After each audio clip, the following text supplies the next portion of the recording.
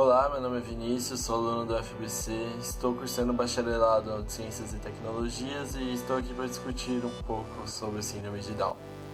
A ideia é falar os aspectos históricos, falar a causa da síndrome e como a ciência e a sociedade lidam hoje com ela. A síndrome de Down foi reconhecida no século XIX pelo médico britânico John Langdon Down. No começo ela foi associada erroneamente com uma doença e só teve a descoberta de que a síndrome estaria ligada à genética somente no século XX pelo geneticista francês Jerome Lejeune. Existem evidências históricas que ajudam a relatar toda a dificuldade, todo o preconceito que portadores de síndrome de Down tiveram ao longo do tempo. Por exemplo, na Grécia Antiga e na Europa medieval, pessoas com qualquer tipo de deficiência eram condenadas à morte. E dentre todas essas, você pode colocar que pessoas com síndrome de Down estariam no meio delas. Além do preconceito com a deficiência em si, ao longo do tempo, a partir do diagnóstico do John Langdon Down, a gente pode dizer que houve uma associação racista ao falar da síndrome. Ele rotulou inicialmente como idiotia mongólica, chamando todos os portadores de síndrome de Down de mongoloides. E ele explicou isso dizendo que todas as pessoas que tinham idiotia mongólica se assemelhavam com os habitantes da Mongólia.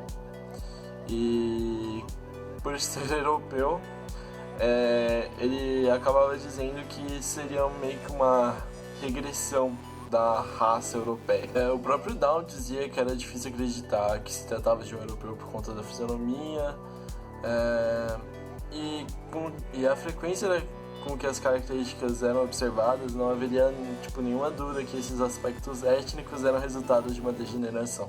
Ou seja, ele falava que eram comuns alguns aspectos físicos e por isso era uma doença.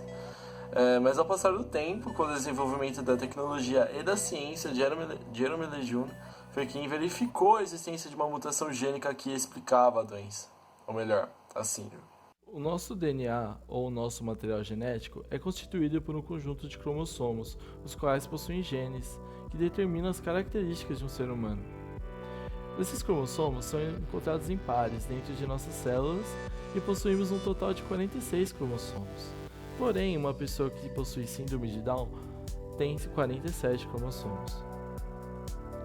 Esse cromossomo a mais está associado ao par de número 21, por isso a síndrome de Down também ficou conhecida como a síndrome da trissomia do 21. Uma célula possui duas etapas muito importantes para explicar como isso ocorre. Uma delas é quando ocorre a duplicação do material genético, processo que chamamos de replicação.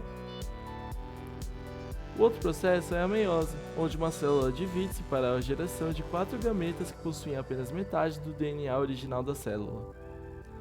Existem 3 formas de ocorrer esse episódio.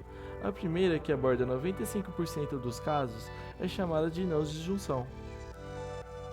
Acontece de os cromossomos não se separarem e acabamos tendo células com um cromossomo extra e outras sem. Ao fecundar, observamos que a célula formada apresenta 3 cromossomos 21, ao invés de um par. Este processo pode acontecer tanto no emparelhamento quanto na primeira cópia da célula. A outra forma é através do processo chamado mutação por translocação ou translocação robertsoniana. A translocação nada mais é que um híbrido de cromossomos, ou seja, o cromossomo 21 emparelha com outro cromossomo diferente dele, podendo ser o 14, 22 ou qualquer outro cromossomo, mas geralmente é o 14 mesmo. Combinando, os dois teremos um cromossomo pequeno, com pouco material genético e que será descartado, e um cromossomo grande, com a maioria do material genético e que será utilizado. Na divisão, os cromossomos se emparelham, a célula se divide e após fecundada temos 2 células com trissomia 21. Por último, temos o chamado mosaico, que é responsável por 1% das causas dos indivíduos com síndrome de Down. Nesse caso, o indivíduo possui células mescladas, ou seja, células com 46 ou 47 cromossomos. Isto se deve, pois, após a fecundação, a primeira célula, chamada zigoto, sofre intensos processos de divisão celular, em que uma célula se divide formando outra com o mesmo número de cromossomos. Contudo, a não disjunção pode ocorrer na mitose, que é a divisão celular, formando uma célula com 47 cromossomos. Logo, quanto mais cedo a mutação acontecer, mais células com 47 cromossomos terá. Apenas um terço dos genes do cromossomo 21 são responsáveis pelas características da síndrome, sendo que há apenas uma proteína conhecida que é responsável pelo desenvolvimento de uma parte do sistema nervoso que envolve a alteração de algumas funções neurológicas e atrofia de neurônios. No entanto, hoje temos em nossa literatura que houveram alguns casos de portadores de síndrome de Down que conseguiram ter um desenvolvimento intelectual muito próximo do normal.